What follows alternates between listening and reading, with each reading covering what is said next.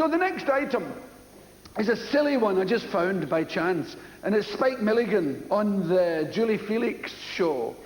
I'd forgotten how stunning Julie Felix looks. He's just messing about as he does. I love Spike. All the little I know, all the little I know, all the little I know, little lady. There was a Scottish laddie, his name was Harry Sam. He joined the British Army and said, oh, what a twit I am. All the little I know, all the little I, all the little I, little lady, little lady. Well, I will get the sad bit done. Let me get this chorus you out of it. Oh, yeah,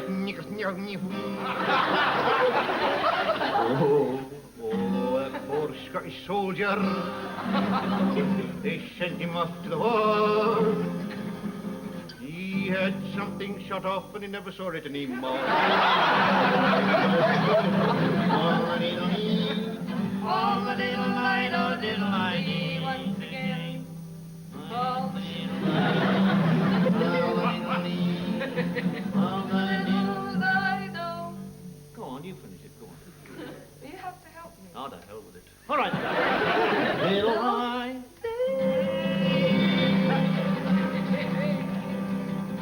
Very good. Enough? That's enough. Yay!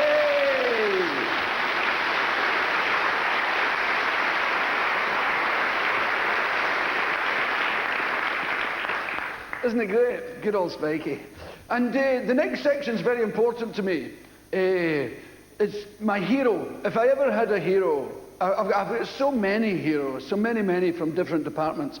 But if I have a comedian hero, it's this guy, the first guy you're going to see. His name's Chick Murray. If you're not familiar with him, he's just a genius, you know. He's dead now, like all my friends. You'd be best advised not to hang out with me.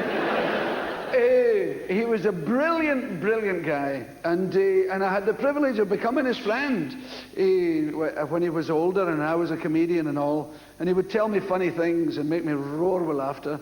And I don't want to say anything in introduction to him or tell you any of his stories. The second clip is Stanley Baxter being very funny about Glaswegian language. It's a bit dated, but it's very good.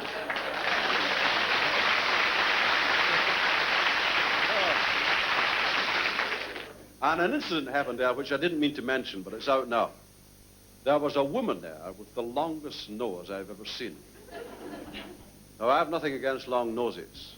We have them in our family. They run in our family. But she had a real beaut. You could have touched it. I didn't, but you could have touched it. And I thought, if things don't liven up, I'll touch her nose. And what attracted me to it, speaking neutral gender, was the way she turned the pages of the hymn book.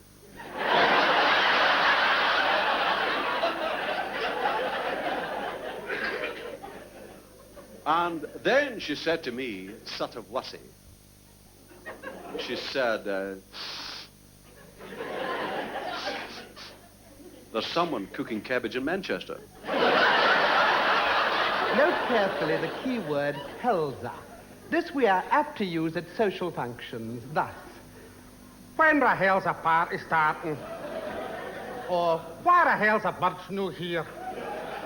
And most frequently we say, Where the hell's the booze? Not a matter or Nevada, Clara. remember, Zara is employed when we wish to find out something. For instance, Zara Park Mark.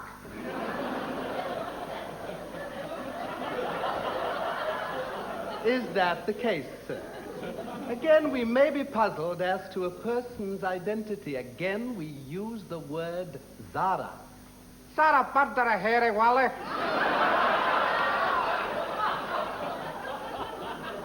Is that a young lady or a male university student?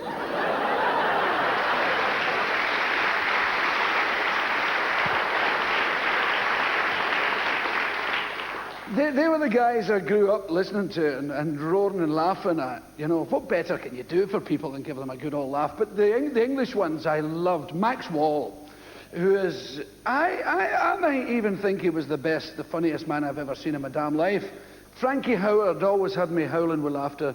Jimmy Tarbuck and Peter Sellers. They're four completely different shades of funny. You know, but have a wee look, especially have a look at Tarby. He's about 12 and a half here. The Max Wall Show. By the time of his live TV show in the 1950s, Max Wall had become one of Britain's best-known comedians, with West End and Broadway hits behind him. But he'd been born into music hall, and for many years had performed without speaking, billed as the boy with the obedient feet.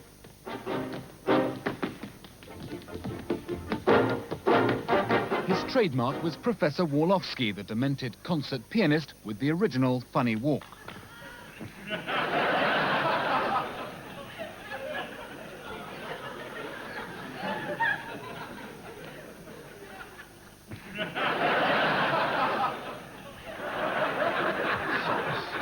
Please, there's too much tittering, naughty tittermongers here. No, he said you're a sort of cross between Bertie Wooster and Harold Steptoe. He said you're terribly ill-defined. I said, well, I can't help me looks, can I? He said, no, he said, I don't mean that. He said, you're not with it.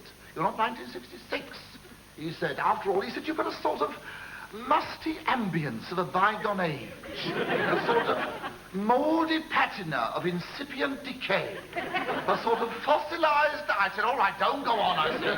I've got the drift. Oh, blimey, I felt like something Mortimer Wheeler had dug up. Well, he said, that's it in a nutshell. He said, this is a technological age, he said. I can't say it myself. He said, it's a technological age. I've rehearsed it all day. I should be able to say it by now. Well, it kills me. This is a technological age, he said. He said, you have to modernize, he said. Modernize. He said, oh, get out. Modernize or get out. And with that, he went up his gramophone, he put a Henry Hall record on. I don't want you to think we've no culture in Liverpool. We have a great deal of culture. We've got two great football teams. Believe me, if the crowds don't like the football, they throw coppers on the pitch. Live ones. Get on. Then, of course, we've got the Cavern. I don't know if you've heard about this place, but this is where they all started, the Beatles, everyone. The Cavern. You want to see them down there. Leather jackets, leather boots, leather hair. Oh, they don't ask the girls to dance, they kick them. Hey. You getting up, tatty head?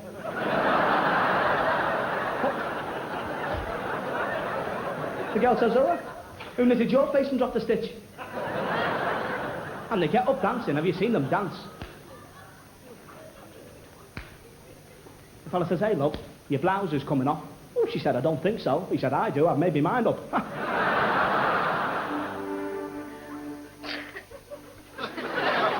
It has been a hard day's night.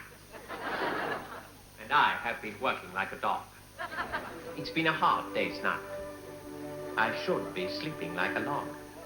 But when I get home to you, I find the things that you do will make me feel all right. You know I work all day to get you money to buy you things. And it's worth it just to hear you say, you'll give me everything. That's why I love to come home.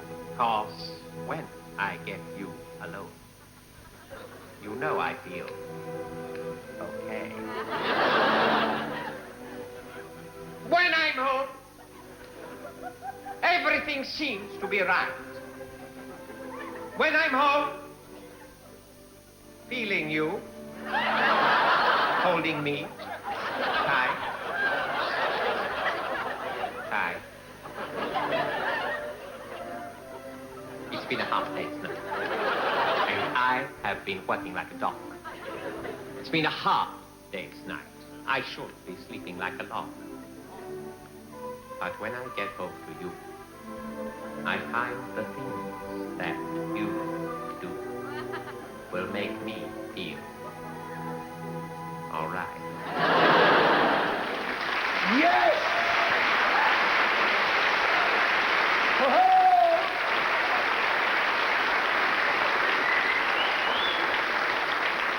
That's a home run, isn't it? Isn't that a beauty? Jeez, I miss him. Now, the next bit is a bit more serious. It's all the sort of telly I've watched over the years. The next clip is a great hero of mine, David Hockney. And the thing I've always loved about David is his ability to deal with the sort of begrudgers. You know, art, I'm not a great arty man myself. I know what I like, but I hate this tabloid attitude to art, that anything abstract is weird and stupid and should be thrown out and isn't art at all if it isn't a picture of somebody's auntie. And so it's lovely when somebody like David comes along and gives the begrudgers a bad time just by knowing what I don't think the David Hockneys of the world are consulted often enough. This is David on Picasso. If you look at this painting, in 1928, they would start mocking it. People aren't that shaped. The woman has got no feet and or something. You can tell everything they would have said. But if you think really of what it's about, the woman fumbling with the key, all trying to do this, no photograph can ever show that experience. Yet everybody knows the experience of going up the steps with a key. It's making you look. I think this is a fantastic period of Picasso.